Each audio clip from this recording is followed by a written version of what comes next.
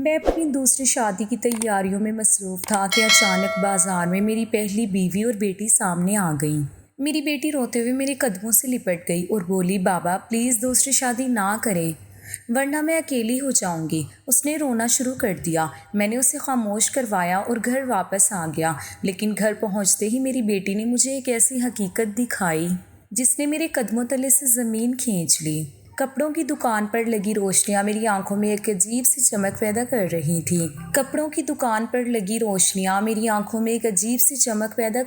تھیں۔ اور ہر طرف رنگ برنگے ریشمی جوڑے اور شادی کے بھاری لہنگے لٹکے ہوئے تھے۔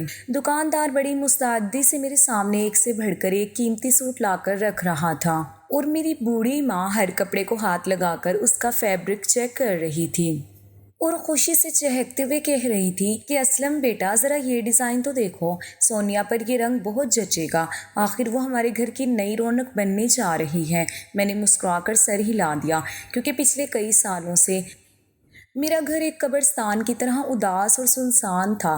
تنہائی نے میری روح کو اندر سے جھنجھوڑ کر رکھ دیا تھا، اور 24 گھنٹے گھر کے در و دیوار مجھے کاٹنے کو دوڑتے تھے۔ جب بھی میں کام سے تھکا ہارا گھر لوٹتا تو ایک سرد اور خاموش کمرہ میرا استقبال کرتا تھا۔ اسی تنہائی کو دیکھ کر میری ماں نے مجھ پر اصرار کیا تھا کہ میں اپنی زندگی کا نیا سفر شروع کروں، اور انہوں نے ہی سونیا کا رشتہ میرے لیے پسند کیا تھا، جو ایک سلجھی ہوئی اور معصوم لڑکی تھی، اور رشتے میں میری خالہ زاد بھی تھیں۔ میں یہ بھی سوچ کر خوش تھا کہ چلو اب میری اجڑی ہوئی زندگی میں پھر سے کوئی آنے والا ہے، اور میرے گھر میں کسی کے قدموں کی آہٹ ہوگی، اور میری تنہائی کا یہ عذاب ہمیشہ کے لیے ختم ہو جائے گا۔ ماں کی خوشی دیکھ کر میرا دل بھی امیدوں سے بھر گیا تھا، اسی لیے میں اپنی دوسری شادی کی ان تیاریوں میں پوری طرح مگن تھا۔ اور دکاندار کو پیسے دیتے ہوئے میں نے ماں سے کہا کہ ٹھیک ہے اماں، جو آپ کو پسند آ جائے وہی فائنل کر لیں۔ سونیا کی پسند تو ویسے بھی آپ سے ملتی ہے۔ جب ہم دکان سے باہر نکلے تو بازار میں بہت ہجوم تھا، اور لوگ ایک دوسرے سے کاندھا ملائے ہوئے گزر رہے تھے۔ ہر طرف چہل پہل تھی، روشنیاں تھیں اور دکانوں سے آتی آوازیں تھیں۔ میں ماں کا ہاتھ تھامے آہستہ آہستہ گاڑی کی طرف بڑھ رہا تھا کہ اچانک ایک موڑ پر میری نظریں سامنے سے آنے والے دو وجودوں پر ٹک گئی، جیسے وقت وہیں تھم گیا ہو، اور میرے آس پاس کا سارا ہجوم، بازار کا شور اور لائٹوں کی چمک ایک سیکنڈ میں غائب ہو گئی۔ میرے سامنے چند قدم کے فاصلے پر روبینہ کھڑی تھی، یعنی میری پہلی بیوی، اور اس کے ساتھ ایک چھوٹی سی دبلے پتلے جسم والی بچی تھی جس نے فراک پہن رکھی تھی، اور وہ میری بیٹی شمع تھی۔ شمع کو دیکھتے ہی میرے سینے کے اندر جیسے کچھ ٹوٹ گیا، میرا دل بھر آیا اور آنکھوں میں آنسو تیرنے لگے۔ شمع میری اکلوتی بیٹی اور میری کل کائنات تھی، جس سے میں اپنی جان سے بڑھ کر محبت کرتا تھا، اور جس کی ایک مسکراہٹ پر میں اپنی پوری زندگی وار دینے کو تیار رہتا تھا۔ آج وہ اتنی کمزور اور قسم پرسی کی حالت میں میرے سامنے کھڑی تھی۔ اس کے پاؤں میں ٹوٹی ہوئی چپل تھی، اور اس کے چہرے پر وہ معصومیت تو تھی، مگر اس کے ساتھ یہ گہری اداسی بھی تھی۔ لیکن جیسے ہی میری نظر شمع کے برابر میں کھڑی روبینہ پر پڑی تو میرا پورا وجود غصے اور نفرت کی آگ میں جلنے لگا۔ روبینہ کے چہرے کو دیکھ کر میرے ذہن میں وہ سارا پرانا زہر گھل گیا جو اس نے میری زندگی میں اتارا تھا۔ یہ وہی عورت تھی جس نے میرے ہنستے بستے گھر کو جہنم بنا دیا تھا، جس کے جھوٹ، مکاریوں اور بدلتے ہوئے رویے نے مجھے اس حد تک مجبور کر دیا تھا کہ مجھے اپنی ہی بیوی اور سگی بیٹی کو خود سے دور کرنا پڑا تھا۔ حالانکہ میں شمع کو کبھی خود سے دور نہیں کرنا چاہتا تھا، مگر روبینہ نے کھیل ہی ایسا کھیلا تھا کہ قانون اور سماج کے سامنے مجھے ہار ماننی پڑی اور اپنی جگر کے ٹکڑے کو اس عورت کے رحم و کرم پر چھوڑنا پڑا۔ میری نظریں اپنی بیٹی شمع کے چہرے پر جم کر رہ گئیں، اور میں چاہ کر بھی اپنی آنکھیں وہاں سے ہٹا نہیں پا رہا تھا۔ ہجوم کے دباؤ کی وجہ سے وہ دونوں بھی وہیں رک گئیں۔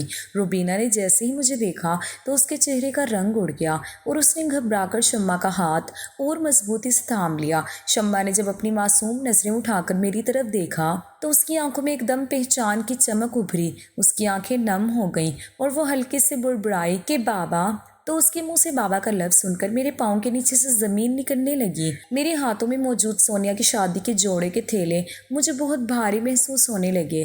آج سے کچھ سال پہلے تک میں اس بازار میں اور انہی دکانوں پر روبینہ کے لیے خریداری کر رہا تھا، تب میں کتنا خوش تھا، اور تب سونیا کا میری زندگی میں کوئی نام و نشان نہیں تھا، اور روبینہ ہی میری کل کائنات تھی۔ میرا دماغ مجھے کھینچ کر کئی سال پیچھے لے گیا، اور وہ ماضی کا منظر میری آنکھوں کے سامنے کسی فلم کی طرح چلنے لگا۔ وہ دن جب میری اور روبینہ کی شادی طے پائی تھی۔ میں ایک درمیانی طبقے کا سیدھا سادہ لڑکا تھا جو محنت مزدوری کر کے اپنے خواب بنتا تھا۔ جب میری ماں نے روبینہ کا رشتہ میرے لیے پسند کیا تو میں نے اس کی تصویر دیکھتے ہی ہاں کر دی تھی۔ روبینہ بلا کی خوبصورت تھی، اور اس کی بڑی بڑی آنکھیں اور معصوم چہرہ دیکھ کر کوئی بھی یہ اندازہ نہیں لگا سکتا تھا کہ اس خوبصورت چہرے کے پیچھے کتنا بڑا طوفان چھپا ہوا ہے۔ ہماری شادی کا دن میری زندگی کا سب سے بڑا دن تھا۔ ہال میں شہنائیاں بج رہی تھیں، لائٹیں چمک رہی تھیں، اور میں سہرے کے پیچھے چھپے چہرے کے ساتھ سٹیج پر بیٹھا روبینہ کا انتظار کر رہا تھا۔ جب وہ لال جوڑے میں گھونگھٹ نکالے سٹیج پر آئی تو مجھے لگا جیسے دنیا کی تمام خوشیاں میرے دامن میں سمیٹ دی گئی ہوں۔ نکاح کے وقت جب میں نے قبول ہے کہا تو میرے دل نے عہد کیا تھا کہ میں اس لڑکی کو دنیا کی ہر خوشی دوں گا اور کبھی اس کی آنکھ میں آنسو نہیں آنے دوں گا۔ شادی کے ابتدائی مہینے کسی خواب کی طرح گزرے۔ میں صبح کام پر جاتا تو روبینہ مجھے مسکرا کر الوداع کہتی، اور شام کو جب میں تھکا ہارا لوٹتا تو وہ چائے کا کپ لیے میرے ماتھے پر سجی تھکن کو اپنی باتوں سے دور کر دیتی تھی۔ میں اس کے لیے ہر ہفتے بازار جاتا اور کبھی اس کی پسند کے گجرے لاتا تو کبھی اس کی پسند کی چوڑیاں۔ وہ چوڑیاں پہن کر جب اپنے ہاتھ میری طرف لہراتی تو اس کی کھنکھناہٹ میرے دل کے تار چھیڑ دیتی تھی۔ وہ اکثر میرے کندھے پر سر رکھ کر کہتی تھی کہ اسلم، آپ میرے لیے اتنے مہنگے تحفے کیوں لاتے ہیں؟ مجھے ان چیزوں کی ضرورت نہیں ہے، بس آپ کا ساتھ ہی میرے لیے کافی ہے۔ اور میں اس کی ان باتوں پر اپنا سب کچھ قربان کرنے کو تیار ہو جاتا۔ مجھے لگتا تھا کہ میں دنیا کا خوش قسمت ترین انسان ہوں جسے اتنی محبت کرنے والی بیوی ملی ہے۔ میں دن رات محنت کرتا تاکہ میں روبینہ کے لیے ایک بڑا گھر بنا سکوں اور اسے ہر وہ آسائش دے سکوں جس کی وہ حقدار تھی۔ ہمارے درمیان کوئی لڑائی جھگڑا نہیں تھا اور کوئی گلا شکوہ نہیں تھا۔ وہ میری ماں کی بھی بہت عزت کرتی تھی، یا کم از کم ایسا ظاہر کرتی تھی۔ پھر ہماری زندگی میں وہ سب سے خوبصورت موڑ آیا جس نے ہمارے رشتے کو اور مضبوط کر دیا۔ روبینہ نے مجھے خوشخبری سنائی کہ میں باپ بننے والا ہوں۔ وہ لمحہ میری زندگی کا حاصل تھا۔ میں نے خوشی کے مارے روبینہ کا ہاتھ مضبوطی سے تھام لیا تھا اور پورے محلے میں مٹھائی بانٹی تھی۔ ان 9 مہینوں میں میں نے روبینہ کو ایک نازک گڑیا کی طرح رکھا۔ میں اسے کچن کا کام کرنے نہیں دیتا تھا اور اس کی ہر فرمائش اور ہر خواہش آدھی رات کو بھی پوری کرتا تھا۔ اگر وہ کہتی کہ اسے کھٹی چیز کھانی ہے تو میں سردی کی رات میں بھی باہر نکل کر اس کے لیے چیزیں ڈھونڈ کر لاتا تھا۔ اور پھر ہسپتال کے اس کمرے میں جب نرس نے ایک چھوٹی سی گلابی رنگ کی گڑیا میرے ہاتھوں میں لا کر رکھی تو میرے آنسو نہ رک سکے۔ وہ شمع تھی، یعنی میری اکلوتی بیٹی۔ اس کے چھوٹے چھوٹے ہاتھ اور اس کی بند آنکھیں دیکھ کر مجھے لگا کہ خدا نے کائنات کا سب سے بڑا معجزہ میرے ہاتھوں میں تھما دیا ہے۔ میں نے شمع کے ماتھے پر بوسہ دیا اور روبینہ کا ہاتھ تھام کر کہا کہ روبینہ، تم نے مجھے دنیا کا امیر ترین انسان بنا دیا ہے، اور میں ہماری شمع کو شہزادیوں کی طرح رکھوں گا۔ شمع کی پیدائش کے بعد تو جیسے میری زندگی کا ایک ہی مقصد رہ گیا تھا، یعنی روبینہ اور شمع کی خوشی۔ میں دن میں 12 گھنٹے کام کرتا، مگر گھر لوٹتے ہی جب شمع کو اپنی گود میں لیتا اور روبینہ مسکرا کر ہمیں دیکھتی تو میری ساری تھکن فوراً غائب ہو جاتی تھی۔ میں شمع کے لیے نئے نئے کھلونے لاتا اور اس کے لیے اچھے سے اچھے کپڑے خریدتا۔ ہر مہینے ہم تینوں اسی بازار میں آتے تھے جہاں آج میں کھڑا تھا۔ میں روبینہ کا ہاتھ تھامتا اور شمع کو اپنے کندھے پر بٹھاتا اور ہم گھنٹوں بازار میں گھومتے تھے۔ روبینہ جو انگلی اٹھا کر کہہ دیتی، میں اپنی جیب دیکھے بغیر وہ چیز اس کے قدموں میں رکھ دیتا تھا۔ مگر مجھے کیا معلوم تھا کہ یہ خوبصورت خواب صرف ایک دھوکہ تھا، اور مجھے کیا پتا تھا کہ جس عورت کو میں اپنے دل کی ملکہ بنا کر بیٹھا ہوں وہ اندر ہی اندر ایک ایسا زہر تیار کر رہی ہے جو میرے اس ہنستے بستے آشیانے کو جلا کر راکھ کر دے گا۔ شمع جب 3 سال کی ہوئی تو میں نے محسوس کیا کہ روبینہ کے رویے میں ایک عجیب سی سرد مہری اور تبدیلی آ رہی ہے۔ وہ اب میری باتوں میں دلچسپی نہیں لیتی تھی، اور جب میں شام کو گھر لوٹتا تو وہ پہلے کی طرح مسکرا کر میرا استقبال نہیں کرتی تھی، بلکہ اکثر اپنے موبائل فون میں مصروف رہتی تھی۔ شروع میں میں نے سوچا کہ شاید وہ گھر کے کاموں اور شمع کی دیکھ بھال کی وجہ سے تھک جاتی ہے، اس لیے چڑچڑی ہو گئی ہے۔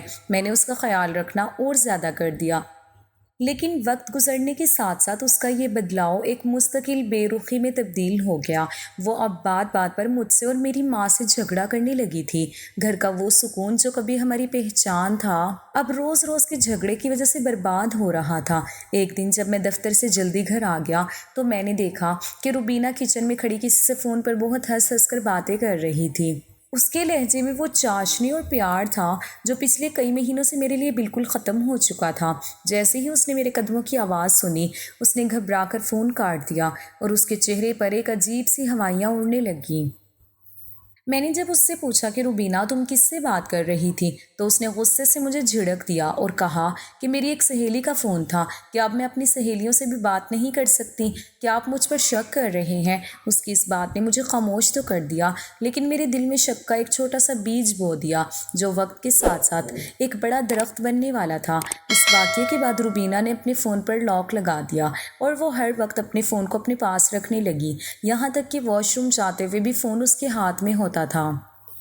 وہ اب شمع پر بھی دھیان نہیں دیتی تھی اور میری معصوم بیٹی اکثر بھوکی پیاسی اکیلی کمرے میں بیٹھی رہتی تھی۔ جب میری ماں اسے کچھ کہتی تو روبینہ ان پر چیخنا چلانا شروع کر دیتی اور کہتی کہ آپ لوگ مجھے غلام سمجھ کر اس گھر میں لائے ہیں، میری اپنی بھی کوئی زندگی ہے۔ ایک رات جب میں گہری نیند سو رہا تھا تو مجھے اپنے پاس بستر پر روبینہ کی موجودگی کا احساس نہیں ہوا۔ میری آنکھ کھلی تو کمرے میں اندھیرا تھا اور روبینہ وہاں نہیں تھی۔ میں گھبرا کر اٹھا اور کمرے سے باہر نکلا تو میں نے دیکھا کہ وہ بالکنی میں کھڑی بہت دھیمی آواز میں کسی سے بات کر رہی تھی۔ میں دبے پاؤں اس کے قریب پہنچا تو اس کے منہ سے نکلنے والے الفاظ نے میرے پیروں تلے سے زمین نکال دی۔ وہ کہہ رہی تھی کہ نوید مجھے بس تھوڑا وقت اور دو، میں وعدہ کرتی ہوں کہ سب کچھ ٹھیک ہو جائے گا اور جیسا تم چاہتے ہو ویسا ہی ہوگا، میں کسی نہ کسی طرح اپنے شوہر سے چھپ کر تمہاری خوشی پوری کر دوں گی۔ یہ سنتے ہی میرا پورا وجود کانپ اٹھا اور میری آنکھوں کے سامنے اندھیرا چھا گیا۔ نوید نام کا یہ شخص روبینہ کا پرانا کلاس فیلو تھا جس کا ذکر اس نے شادی کے شروع میں ایک دو بار کیا تھا، مگر مجھے کیا معلوم تھا کہ وہ میری پیٹھ میں اس طرح چھرا کھونپ رہی ہے۔ میں نے غصے میں آگے بڑھ کر روبینہ کے ہاتھ سے فون چھین لیا۔ روبینہ نے جب مجھے اپنے سامنے دیکھا تو اس کے ہوش اڑ گئے۔ فون کی اسکرین پر نوید کا نمبر چمک رہا تھا۔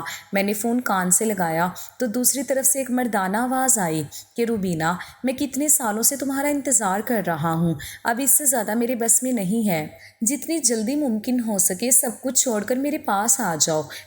میں نے غصے سے فون پر کہا کہ نوید اب روبینہ کبھی تم سے بات نہیں کرے گی، اور پھر میں نے فون کاٹ کر دیوار پر دے مارا۔ روبینہ نے شرمندہ ہونے کی بجائے مجھ پر چلانا شروع کر دیا اور کہا کہ ہاں میں نوید سے محبت کرتی ہوں اور میں تمہارے ساتھ اس چھوٹے سے گھر میں گھٹ گھٹ کر نہیں مرنا چاہتی۔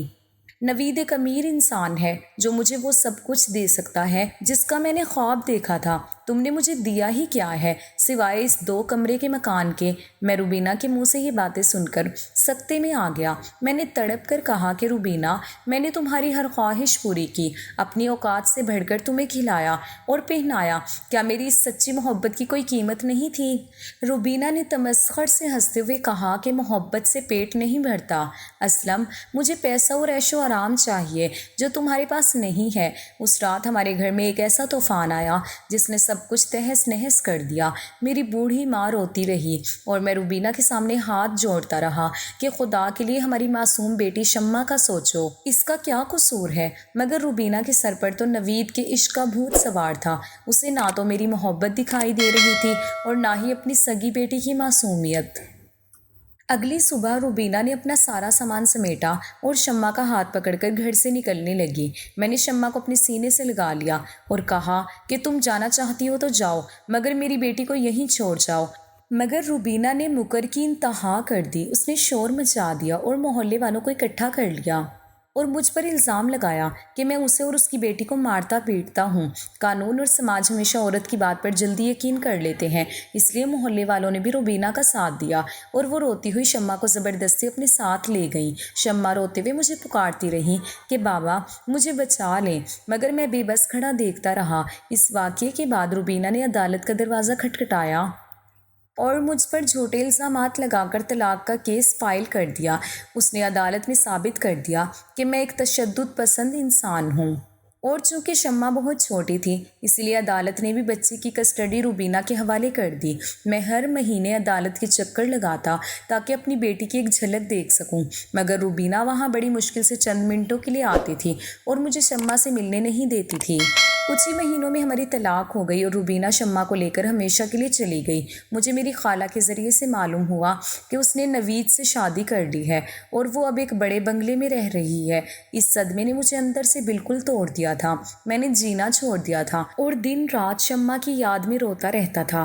میری ماں میری یہ حالت دیکھ کر گھلتی جا رہی تھی اور انہوں نے ہی مجھے سنبھالا، اور پچھلے 5 سالوں سے میں اسی تنہائی کا عذاب جھیل رہا تھا۔ میں نے کبھی نہیں سوچا تھا کہ جس عورت نے مجھے اتنے گہرے زخم دیے وہ مجھے اس طرح دوبارہ بازار میں ملے گی، اور وہ بھی اتنی بری حالت میں۔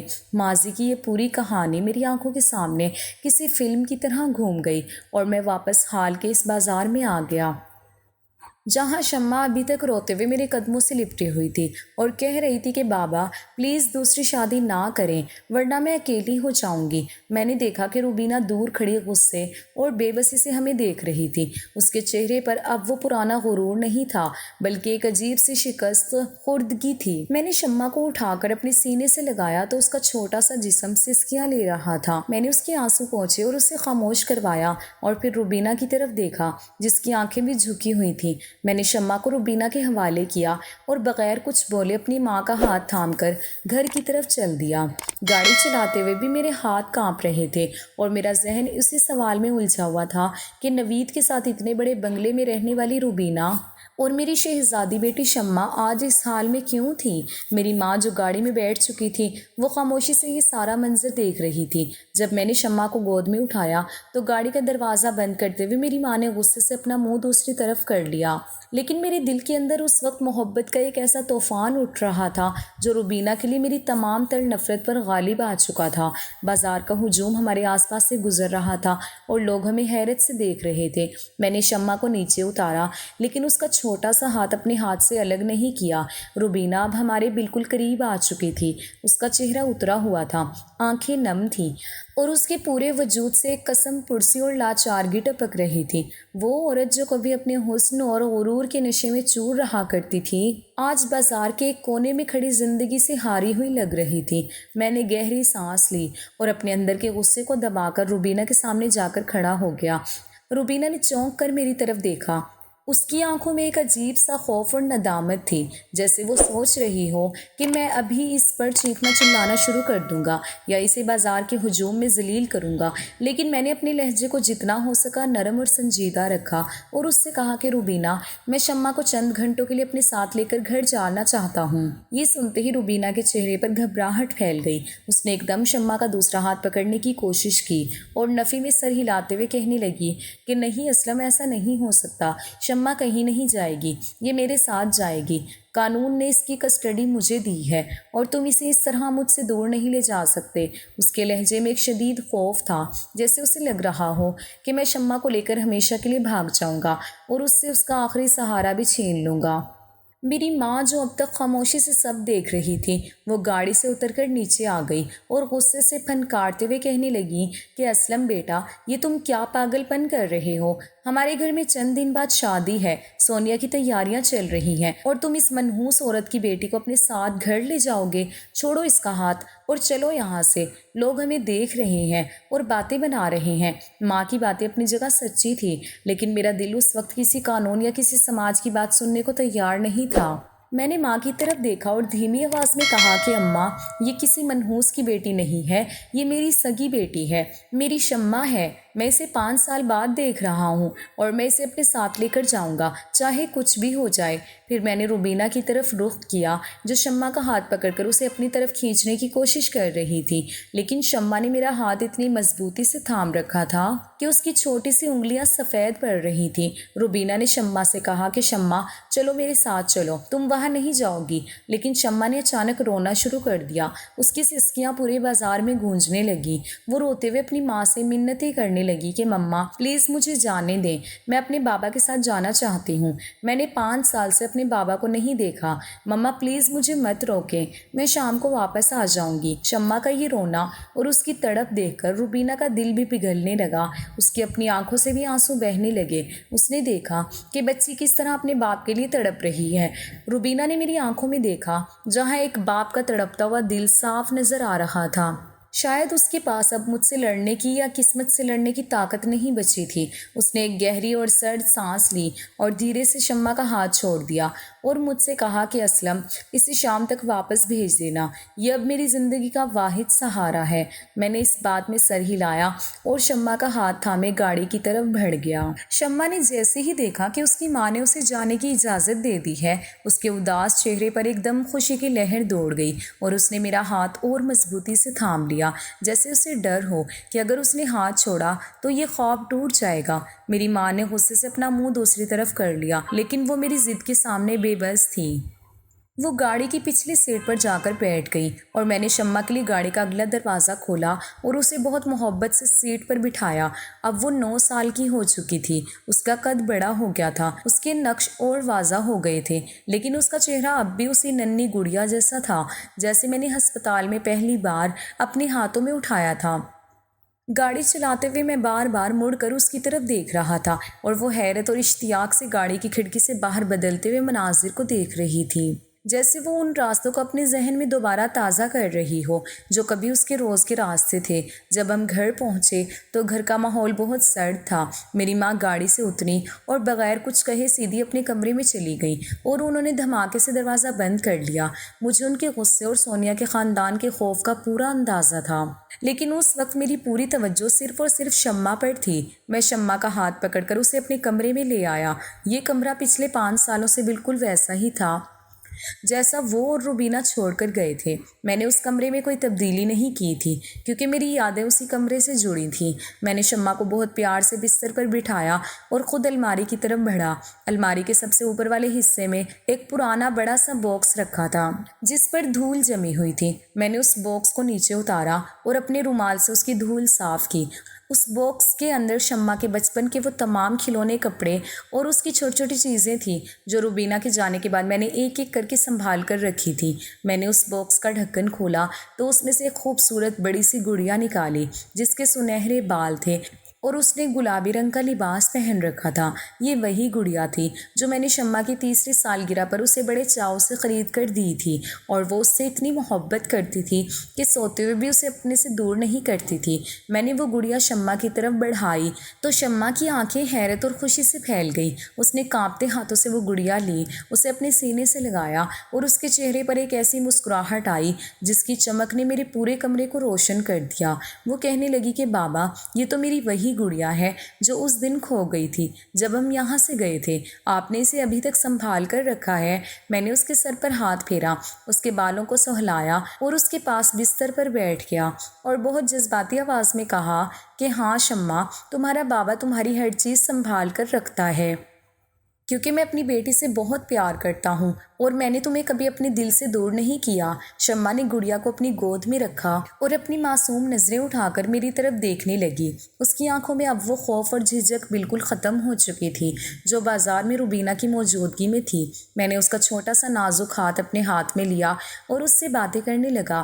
میں نے اس سے پوچھا کہ شمع تم اب کون سی کلاس میں پڑھتی ہو؟ تو اس نے بہت فخر سے بتایا کہ بابا میں اب 4تھی کلاس میں ہوں اور مجھے پڑھنا بہت اچھا لگتا ہے، میں اسکول میں ہمیشہ اچھے نمبر لیتی ہوں۔ میں نے مسکرا کر اس کے گال کو چھوا اور کہا کہ میری بیٹی تو بہت سمجھدار اور لائق ہو گئی ہے۔ پھر میں نے اس سے اس کی پسندیدہ چیزوں کے بارے میں پوچھا کہ وہ آج کل کیا کھاتی ہے اور کیا کھیلتی ہے۔ وہ بہت معصومیت سے اپنی سہیلیوں، اسکول کے اساتذہ اور اپنی چھوٹی چھوٹی باتوں کو بتانے لگی۔ اس کی آواز میرے کانوں میں کسی مدھر موسیقی کی طرح رس گھول رہی تھی۔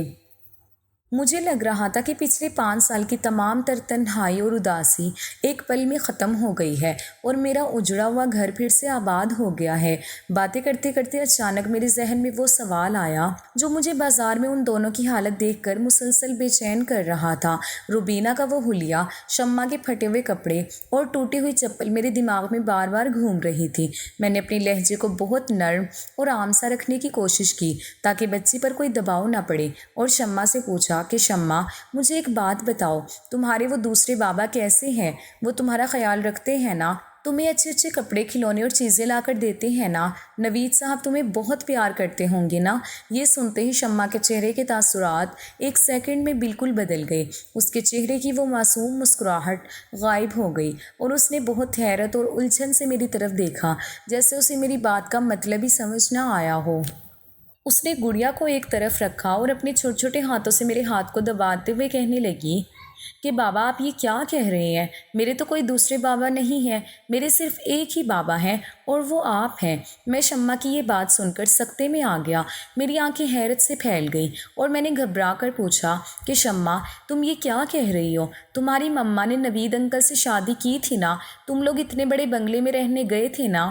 وہ تمہارے نئے پاپا ہیں نا؟ شمع نے نفی میں سر ہلایا اور اس کی بڑی بڑی آنکھوں میں ایک بار پھر آنسو تیرنے لگے۔ اس نے اپنی سسکیاں روکتے ہوئے کہا کہ نہیں بابا، مما نے کسی سے شادی نہیں کی اور نہ ہی ہم کسی بنگلے میں رہتے ہیں۔ ہم تو شہر کے ایک بہت گندے اور چھوٹے سے کرائے کے کمرے میں رہتے ہیں جہاں ہر وقت اندھیرا ہوتا ہے۔ مما دن رات لوگوں کے گھروں میں جھاڑو پوچھا کرتی ہے اور ان کے کپڑے دھوتی ہیں، تب جا کر ہمیں 2 وقت کی روٹی ملتی ہے۔ نوید انکل تو بہت برے انسان تھے، وہ تو مما کو ہمیشہ ڈرایا کرتے تھے۔ شمع کی یہ باتیں میرے کانوں میں کسی ہتھوڑے کی طرح لگ رہی تھیں اور میرے پورے وجود پر ایک لرزہ طاری ہو گیا تھا۔ میرا دماغ کام کرنا چھوڑ گیا تھا۔ میں نے شمع کے دونوں کندھے پکڑ لیے اور تڑپ کر پوچھا کہ شمع، تم یہ کیا کہہ رہی ہو؟ مجھے صاف صاف بتاؤ، سچ کیا ہے؟ وہاں کیا ہوا تھا؟ شمع نے روتے ہوئے بتایا کہ بابا، ہم تو یہاں سے نکل کر ایک چھوٹے سے گھر میں ہی گئے تھے۔ ہاں، البتہ نوید انکل وہاں روز آیا کرتے تھے اور وہ روز شراب پی کر آتے تھے اور مما کو بہت دھمکیاں دیتے تھے۔ انہوں نے مما سے شادی نہیں کی تھی۔ ان کے اور مما کے درمیان کیا بات ہوئی تھی یہ تو مجھے ٹھیک سے نہیں پتا، مگر مجھے اتنا ضرور پتا ہے کہ وہ بہت برے آدمی تھے۔ انہوں نے مما کو بہت تکلیف پہنچائی تھی۔ مما نے کچھ عرصے بعد گھر تبدیل کر لیا تھا اور پھر نوید انکل کا ہمارے گھر آنا بند ہو گیا تھا۔ مما تو آپ کو ہر وقت یاد کرتی ہیں اور کہتی ہیں کہ میں نے اپنے اچھے شوہر کے ساتھ بہت برا کیا۔ یہ خدا کی طرف سے مجھے میرے گناہوں کی سزا ملی ہے۔ شمع کی یہ دردناک داستان سن کر میرے پیروں تلے سے زمین نکل گئی اور میرے سامنے ماضی کا وہ سارا سچ ایک دم بدل گیا، جسے میں پچھلے 5 سالوں سے سچ سمجھ کر روبینہ سے نفرت کر رہا تھا۔ مجھے احساس ہوا کہ روبینہ بے وفا ضرور تھی، لیکن وہ کسی بہت بڑے ہولناک جال کا شکار ہوئی تھی جس نے اس کی زندگی برباد کر دی۔ لیکن اس سب کے پیچھے اصل کہانی کیا تھی اور نوید نے یہ سب کیوں کیا، یہ ابھی تک ایک ایسا راز تھا جو میرے سامنے کھلنا باقی تھا۔ تبھی کمرے کے دروازے پر ایک زوردار دستک ہوئی اور میری ماں غصے سے تلملاتی ہوئی اندر داخل ہوئی۔ ان کے ہاتھ میں میرا موبائل فون تھا جس کی اسکرین پر سونیا کا نام چمک رہا تھا۔ ماں نے چلا کر کہا کہ اسلم، یہ دیکھو، تمہاری ہونے والی بیوی سونیا کا فون کب سے بج رہا ہے۔ وہ شادی کے کارڈز کے سلسلے میں تم سے بات کرنا چاہتی ہیں اور تم یہاں اس لڑکی کو لا کر بیٹھے ہو۔ پتہ نہیں اس کی ماں نے کیا جادو کر کے بھیجا ہے کہ تم اپنی شادی کی خوشیاں بھول کر یہاں بیٹھ گئے ہو۔ میں نے ماں کی طرف دیکھا اور پھر شمع کے زرد چہرے کو دیکھا جو میری ماں کے غصے سے خوف زدہ ہو کر بستر کے کونے میں دب گئی تھی۔ میرے دل میں ایک عجیب سا احساس جاگا اور مجھے لگا کہ اب مجھے اس حقیقت کی تہہ تک پہنچنا ہی ہوگا کہ آخر 5 سال پہلے روبینہ کے ساتھ یہ سب کچھ کس نے اور کیوں کیا تھا۔ اگر نوید کو اس سے محبت نہیں تھی اور وہ اس سے شادی نہیں کرنا چاہتا تھا تو پھر اس نے ہمارا رشتہ کیوں ختم کروایا تھا؟ میں نے ماں کے فون سے اپنا موبائل فون لے لیا جس کی اسکرین پر سونیا کا نام مسلسل چمک رہا تھا اور اس کی رنگ ٹون میرے پورے کمرے میں ایک عجیب سا ارتعاش پیدا کر رہی تھی۔ میں نے گہری سانس لی اور انگلی سے اسکرین کو سوائپ کر کے فون اپنے کان سے لگایا۔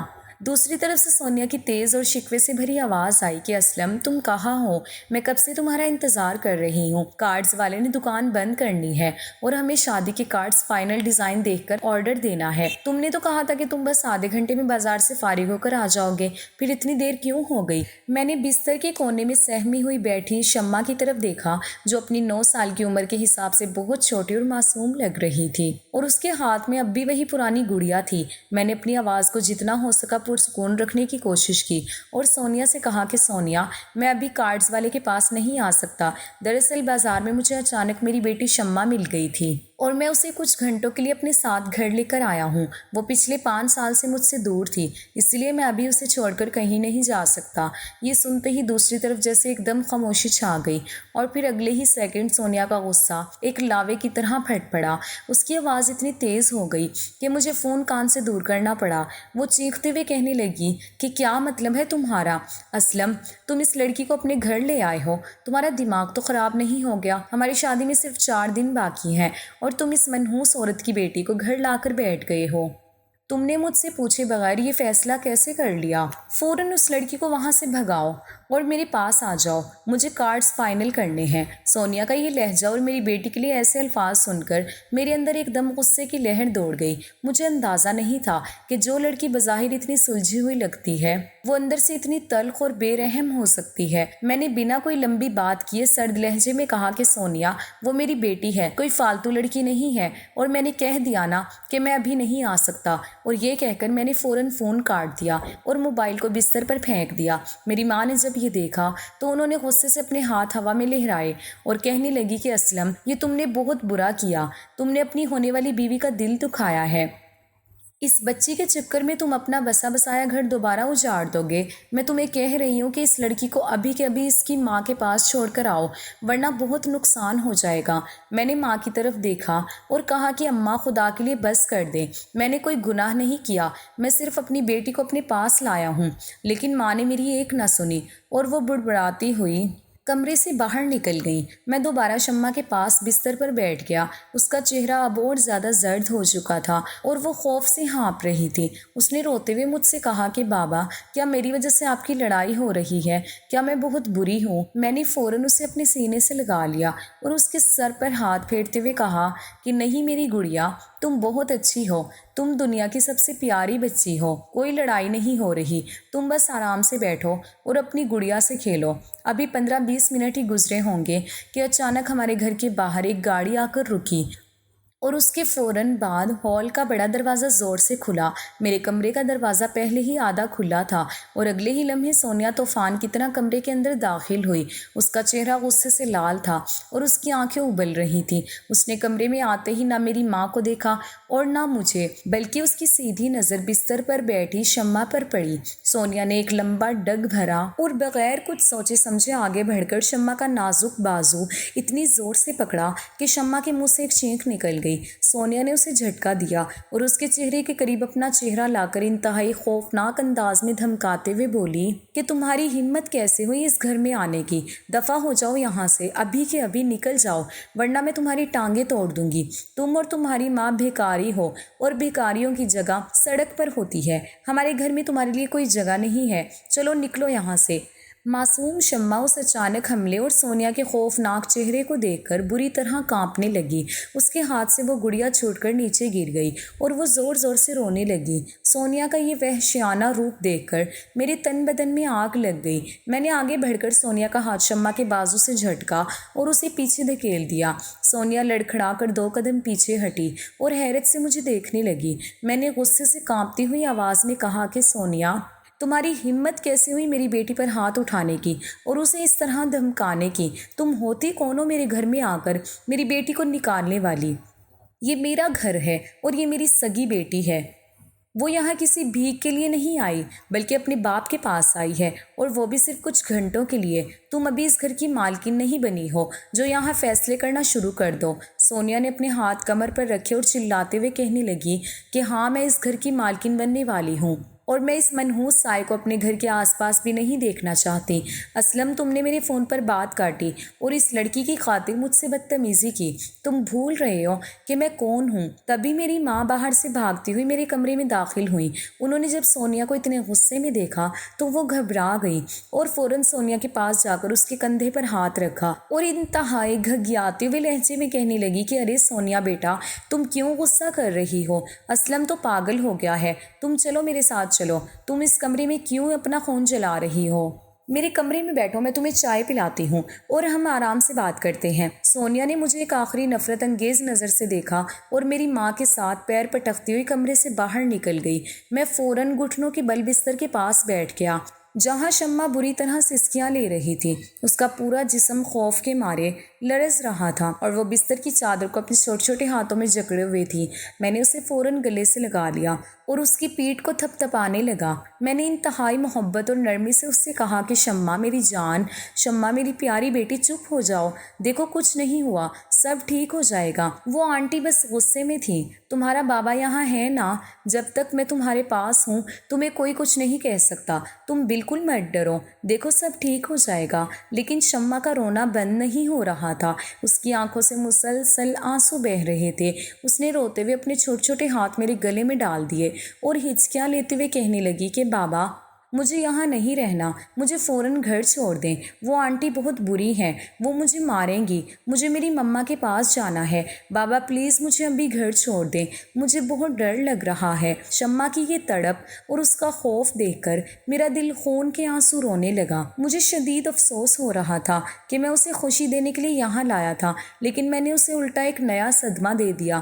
میں نے اس کے آنسو پوچھے اور اس کے چہرے کو چوم کر کہا کہ ٹھیک ہے میری گڑیا، میں تمہیں ابھی گھر چھوڑنے جا رہا ہوں، تم بس اپنے آنسو صاف کرو، میں ابھی گاڑی کی چابی لے کر آتا ہوں۔ میں بستر سے اٹھا اور نیچے گری ہوئی گڑیا اٹھا کر دوبارہ اس کی گود میں رکھی اور اسے دلاسا دے کر کمرے سے باہر نکل آیا تاکہ میں ماں کو بتا سکوں کہ میں شمع کو واپس چھوڑنے جا رہا ہوں۔ جیسے ہی میں ہال سے گزر کر ماں کے کمرے کی طرف بڑھا تو مجھے ماں کے کمرے کے آدھے کھلے دروازے سے اندر آتی ہوئی آوازیں سنائی دیں۔ وہاں ماں اور سونیا بہت دھیمی لیکن غصے بھری آواز میں باتیں کر رہی تھیں۔ میں نے اپنی قدم وہیں روک لیے اور دیوار کے ساتھ لگ کر کھڑا ہو گیا کیونکہ سونیا کے منہ سے نکلنے والے چند الفاظ نے میرے کان کھڑے کر دیے تھے۔ سونیا میری ماں سے کہہ رہی تھی کہ آنٹی، آپ کو اندازہ بھی ہے کہ اگر اسلم کو روبینہ اور اس بچی کی حقیقت کا پتہ چل گیا تو کیا ہوگا؟ آپ نے مجھ سے وعدہ کیا تھا کہ آپ اسلم کو کبھی روبینہ کے قریب نہیں جانے دیں گی۔ پچھلے 5 سال سے ہم نے اسلم کے دل میں روبینہ کے خلاف جو نفرت ڈالی ہے وہ اس ایک لڑکی کی وجہ سے چند منٹوں میں ختم ہو سکتی ہے۔ اور اگر اسلم کو یہ پتہ چل گیا کہ 5 سال پہلے روبینہ کو نوید کے جال میں پھنسانے والی میں تھی اور اسی سب میں آپ نے میرا ساتھ دیا تھا، تو اسلم ہم دونوں کو اس گھر سے دھکے دے کر نکال دے گا۔ یہ سنتے ہی میرے سر پر جیسے آسمان ٹوٹ پڑا اور میری آنکھوں کے سامنے ایک دم اندھیرا چھا گیا۔ میرے پیروں تلے سے زمین نکل گئی اور میرا پورا وجود برف کی طرح ٹھنڈا ہو گیا۔ مجھے اپنے کانوں پر یقین نہیں آ رہا تھا کہ میں یہ کیا سن رہا ہوں۔ سونیا کی آواز دوبارہ گونجی کہ آنٹی، آپ بھول گئی کہ جب روبینہ اور اسلم کی شادی ہوئی تھی تو میں اسلم کو پسند کرتی تھی، لیکن آپ نے روبینہ سے اس کی شادی کروا دی تھی۔ دیکھا نا آپ نے کیسے اس روبینہ نے اپنے اشاروں پر نچایا آپ کے بیٹے کو اور آپ کو ایک کونے سے لگا دیا۔ اگر میں درمیان میں نہ آتی تو آج وہ روبینہ آپ کو کسی اولڈ روم میں پھینک چکی ہوتی۔ اسی لیے جب مجھے موقع ملا تو میں نے نوید کو استعمال کر کے روبینہ کے فون پر میسیجز کروائے، اس کے گھر کے چکر لگوائے اور اسلم کے دل میں شک کا ایسا بیج بویا کہ اس نے خود روبینہ کو گھر سے نکال دیا۔ اور اس سب میں آپ نے محلے والوں کے سامنے روبینہ کو بدکردار ثابت کرنے میں میرا پورا ساتھ دیا تھا تاکہ اسلم روبینہ سے ہمیشہ کے لیے نفرت کرے۔ اور اب جب میری اور اسلم کی شادی ہونے والی ہے اور میں اس جائیداد کی مالکن بننے والی ہوں تو آپ اس لڑکی کو گھر میں گھسنے دے رہی ہیں۔ اگر اس لڑکی نے اسلم کو کچھ بھی سچ بتا دیا تو ہمارا سارا پلان مٹی میں مل جائے گا۔ آپ کو پتہ ہے نا اس کام کے لیے میں نے نوید کو کتنی مشکل سے راضی کیا تھا۔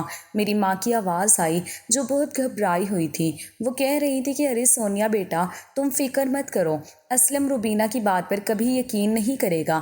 میں نے خود اسلم کے کان بھرے ہیں کہ روبینہ ایک بے وفا عورت ہے، وہ بچی تو بس آج آ گئی ہے، اسلم اسے ابھی چھوڑ آئے گا۔ تم بس خاموش رہو اور شادی کی تیاریوں پر دھیان دو۔ اسلم کو کچھ پتہ نہیں چلے گا، وہ تو یہی سمجھتا ہے کہ نوید اور روبینہ کی شادی ہو گئی ہے، اور یہ اتنی سی بچی یہ سب کبھی اپنے باپ کو نہیں بتائے گی کہ ہم نے اس کی ماں کے ساتھ کیسا کھیل کھیلا ہے۔ ماں اور سونیا کی یہ پوری گفتگو سن کر میرے اندر جیسے ایک زلزلہ آ گیا۔ پچھلے 5 سال سے میں جس جھوٹ کو سچ مان کر جی رہا تھا، جس نفرت کی آگ میں جل رہا تھا، وہ سب ایک سوچی سمجھی سازش تھی، اور سب سے بڑا جھٹکا یہ تھا کہ اس سازش میں میری اپنی سگی ماں شامل تھی، جس نے اپنے بیٹے کی خوشیوں کا گلا گھونٹ دیا صرف سونیا کی ضد کے لیے۔ روبینہ بے گناہ تھی، وہ کسی افیئر میں نہیں تھی، بلکہ اسے پھنسایا گیا تھا، اور میری معصوم بیٹی شمع، جس نے بچپن سے اب تک صرف دکھ جھیلے تھے، وہ میری اپنی نادانی کی وجہ سے اس حال میں تھی۔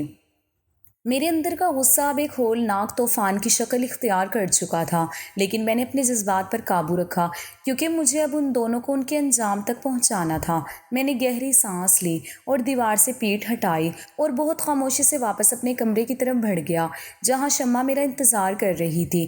میں نے کمرے میں جا کر شمع کا ہاتھ پکڑا اور بہت سنجیدہ لہجے میں کہا کہ چلو شمع، میں تمہیں تمہاری مما کے پاس چھوڑنے جا رہا ہوں، اور اب وقت آ گیا ہے کہ میں خود روبینہ سے ملوں۔ میں شمع کا ہاتھ تھامے اپنے کمرے سے باہر نکل آیا اور سیدھا گاڑی کی طرف بڑھا۔ میری ماں اور سونیا ابھی تک اسی کمرے میں بیٹھی اپنی سازشوں کے تانے بانے بن رہی تھی، لیکن اب مجھے ان سے کوئی بات نہیں کرنی تھی۔ میرا دل ان کی حقیقت جان کر بالکل پتھر ہو چکا تھا۔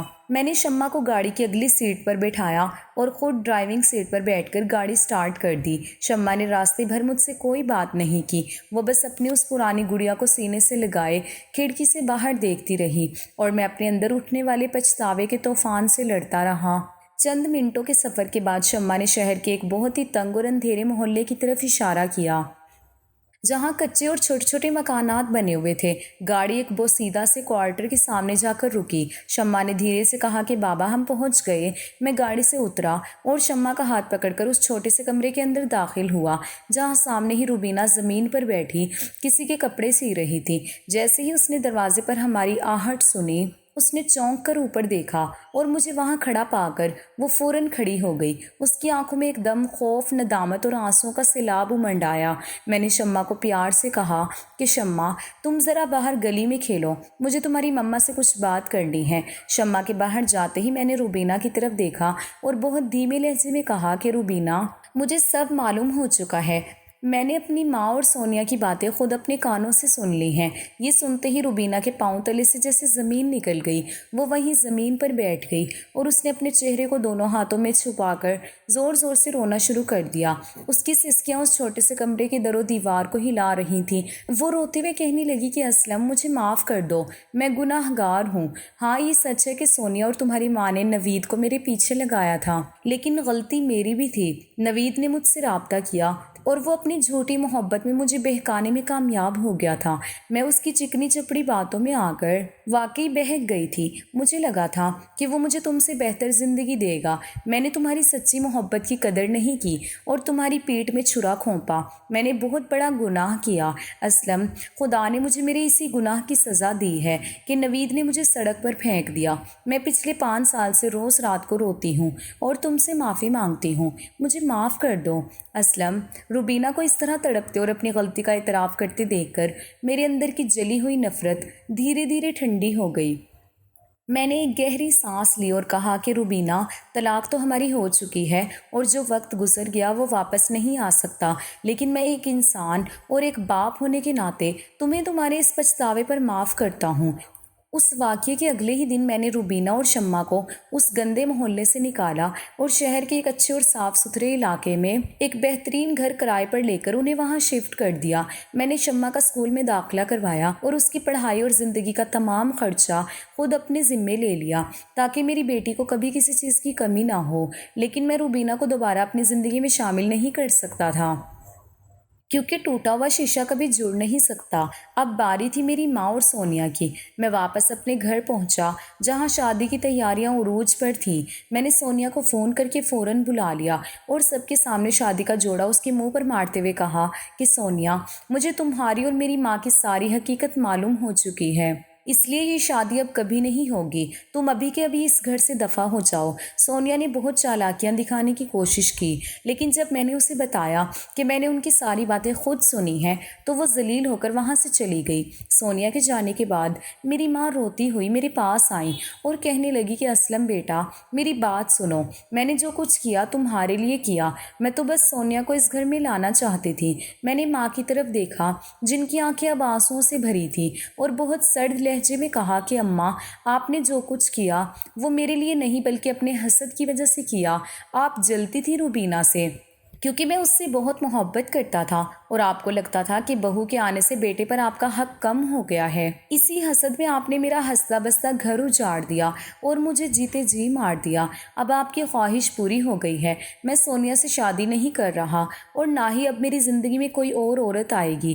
میں اب ساری زندگی تنہا رہوں گا اور اسی تنہائی کو اپنا مقدر بنا لوں گا۔ میری یہ بات سن کر میری ماں کے پیروں تلے سے زمین نکل گئی۔ وہ اپنے اکلوتے بیٹے کو اس طرح زندہ لاش بنتے دیکھ کر بری طرح پریشان ہو گئی اور رونے لگی، لیکن اب بہت دیر ہو چکی تھی۔ ان کے حسد نے میرے گھر کی خوشیاں ہمیشہ کے لیے برباد کر دی تھی اور یوں حسد اور سازش کے اس انجام پر ہماری یہ کہانی ختم ہو گئی۔